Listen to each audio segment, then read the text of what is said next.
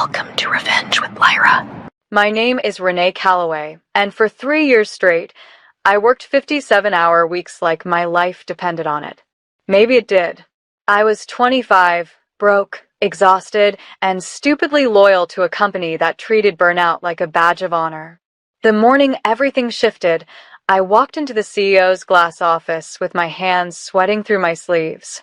"I'd like to discuss a raise," I said, voice steady only, because I practiced in the mirror for days. He didn't even look up from his tablet. "Renee," he sighed, "we're like family here. And family doesn't demand money." Family. That word hit harder than any insult. I stood there, heart pounding, realizing he wasn't just denying me. He was dismissing the 57-hour weeks, the weekends lost, the birthdays missed, the sleep I hadn't truly felt in months. So I smiled, a quiet, dangerous smile. "Understood," I said. By the end of the day, I submitted my 2-week notice and started working exactly 40 hours. Not a minute more. And in that single decision, a billion-dollar project began to die. The moment my 2-week notice hit HR's inbox, the office energy shifted, subtle at first, then unmistakable. People who used to toss work onto my desk like I was a machine suddenly watched me like I was a ticking bomb. Maybe I was. For the first time in 3 years, I clocked out at 5 p.m. sharp. No late nights. No skipped lunches. No quick tasks disguised as unpaid overtime. My team didn't know how to function without my silent sacrifices. The cracks started showing by day 2. Slack channels exploded with frantic messages. Developers panicked over bugs I usually fixed at midnight. Marketing begged for numbers I used to generate before coffee, even brewed.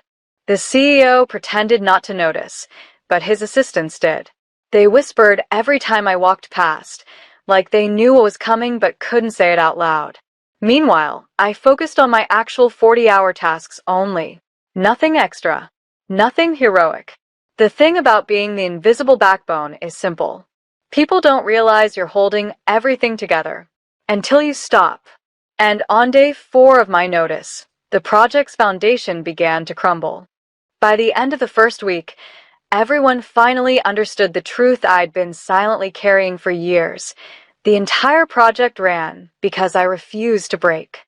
And now that I wasn't breaking anymore, everything else was. Deadlines slid. Numbers dipped. Clients started asking uncomfortable questions. Meanwhile, I walked into work each morning with a calmness that scared people. I brought breakfast. I wore lipstick. I even laughed, because for once, I had energy left for myself. But the CEO? He was unraveling. He called an emergency meeting, pacing the conference room like someone had stolen his spine. "Why are we behind schedule?" he demanded, voice sharp enough to cut glass.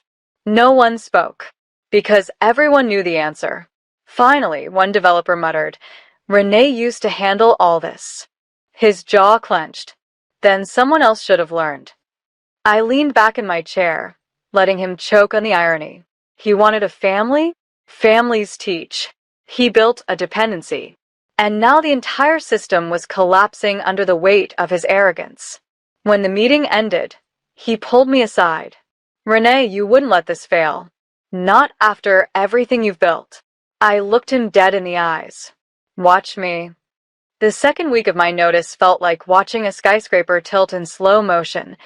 Everyone praying it wouldn't fall. Everyone knowing it absolutely would. The CEO started showing up earlier than the cleaning staff, hair uncombed, tie crooked, pretending he still had control. He hovered near my desk like a nervous shadow. "Renee, can we revisit the compensation conversation?" he finally asked, voice soft enough to sound almost human. I didn't even turn from my screen. I already gave my decision. He exhaled shakily. "You're letting emotions get in the way of your career." I finally faced him then. 3 years of unpaid overtime wasn't emotional? His mouth opened, then closed. No answer. By Wednesday, clients were calling nonstop. The main investor requested a progress demo. One the team had no way to deliver without my undocumented fixes, shortcuts, and emergency scripts. I'd been their safety net, their invisible shield, the quiet genius no one credited. Now, they were free-falling. Rumors spread across the office. The project wouldn't survive. Investors were furious. A cancellation was on the table, and still I stayed silent. Because the hardest revenge is simply walking away. Friday morning arrived like a storm. Not outside. The skies were clear, but inside the office, the air vibrated with panic. People rushed between cubicles, clutching laptops like life preservers. A project worth millions was collapsing in real time. My inbox overflowed with messages marked urgent, critical, please respond. I ignored all of them. At 11:32 a.m., the CEO burst into the open workspace, face flushed, eyes wild. Everyone froze. "Where's Renee?" he demanded. I raised my hand calmly from my corner desk. He stormed over. "You have to help us. The investor is coming in an hour. We can't show them this disaster." I took a slow breath, the kind people take before changing their entire life. "I'm working my assigned tasks," I said. "Nothing more." His voice cracked. "Please. You're the only one who understands the system end to end." He expected guilt. He expected loyalty. But he forgot something. Loyalty without respect isn't loyalty. It's exploitation. "I asked for a raise," I said. "You called this place a family." He swallowed hard. "I was wrong." "Yes," I said softly. "You were." And the clock kept ticking toward their downfall. The investor arrived at 1:07 p.m., a tall man in a steel gray suit whose silence carried more weight than the CEO's entire vocabulary. He walked past my desk without a glance, heading straight to the conference room where the team had scrambled together a half-functioning demo. I didn't go with them. I simply watched through the glass wall as the CEO clicked through the presentation, hands trembling. Slide after slide broke. Charts failed to load. One feature crashed so loudly even people in accounting turned their heads. The investor leaned back, unimpressed. 3 years, he said quietly. 3 years of funding. And this is what you bring me? The CEO stammered excuses. We recently lost someone critical. She gave notice unexpectedly. The investor's gaze shifted to me. Is that her? I held his stare. No apology. No guilt. Just truth. She worked unpaid overtime for years. Someone blurted, desperate to redirect blame. She carried the whole project. The investor's expression hardened. Then you didn't lose an employee, he said. You lost the company's backbone. He closed his laptop. This project is dead. And the CEO's face collapsed. The news spread through the office like wildfire. The project is canceled. The investor pulled everything. We're done. People stared at me, not with anger, not with blame, but with a dawning understanding of the truth. I hadn't destroyed the project. They had, by building it on unpaid labor and calling it family. When I returned to my desk, the CEO appeared again, but this time he didn't look furious. He looked hollow. Renee, he said quietly, can we talk somewhere private? I stood. No. He blinked, stunned by the simplicity of it. We treated you unfairly, he said. But couldn't you have warned us? Helped us transition? You know what this failure means. I nodded. Calm. Cold. I know exactly what it means, I replied. For 3 years, I was the only safety net you had. You just never noticed until it snapped. His voice cracked. You could have told me you felt this way. I did, I said. Every time I stayed late. Every time I worked overtime without complaint.